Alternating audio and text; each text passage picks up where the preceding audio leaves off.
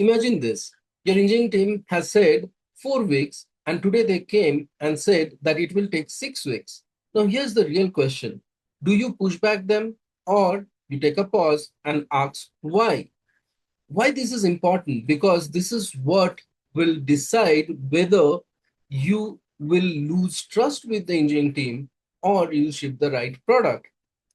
In the next snippet, you will see I'm teaching the same thing to my student in my live product management session, where I'm taking this and explaining in step by step to them how it works in a real team. What is the right approach?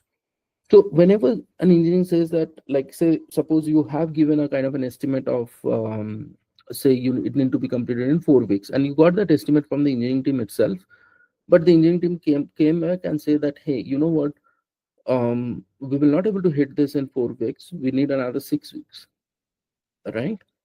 So as a product manager, you don't say that, hey, but we have to do it. I don't know, like, you only have given 4 weeks, and that's what I have communicated to all the leaders, and they are now looking things to happen in 4 weeks. How can I stretch it to 2 weeks, right?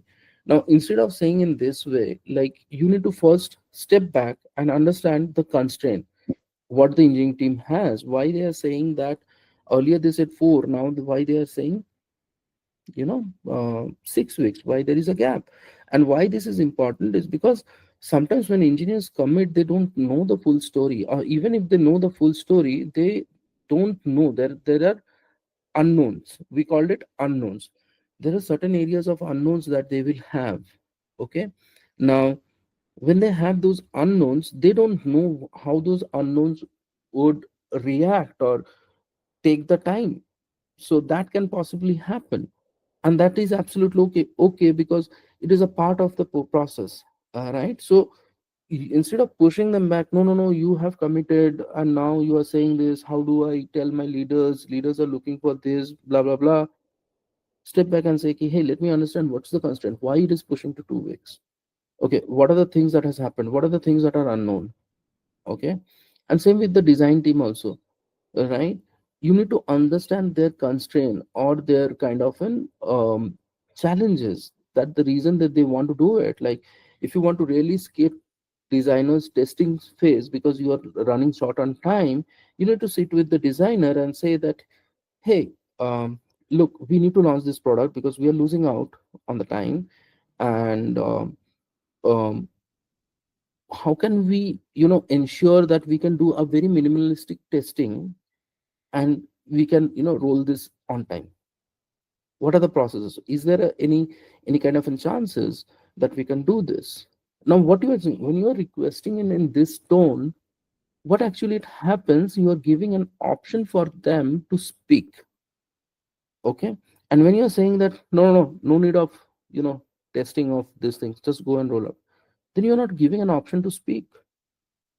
All right. So that is not a collaborative solution. So if you speak like that, let me understand your concern, or why, what happened, like, till yesterday it was 4 weeks, like within one day what came up that it pushed it to 2 weeks. All right. If you talk like that, what will happen, they will be open enough to tell you the constraint, and if you really found that those constraints can be negated, then you typically you know then you typically help them make the decision. So you can say like that, okay, if this particular unknown is not getting solved and it is taking more time, what impact it will bring in the output and the outcome, right? So if they say that, hey, there is no, uh, there will be no difference in the output, but you know what, as soon as you launch this and you scale the product, this might break. So where is the blocker here? After launching, when I'm raising the kind of an user base, there it might get break. And to fix, the engineers don't want to break that point in time, so they want to take the time now to fix it. Now there is a trade-off. You as a product manager can decide at that point in time that whether you will go ahead and launch that product with that constraint, because the engineering team would need more time to fix it, all right, and test, or you can negotiate with the leaders and say that, hey, we are delayed by 2 weeks, okay, because of this, and we want to fix it now. That is a kind of a trade-off you have to take when you were talking after you understood the situation. All right. And you are absolutely fine if you can take, if you take a decision that, okay, do one thing, let's do one thing, we will do a small soft launch, with say 25% of the overall user base, sorry, 5% of the overall user base. Will this break even if I do it with 5 sessions? If the engineering say no, but it will break if I raise it to 10%.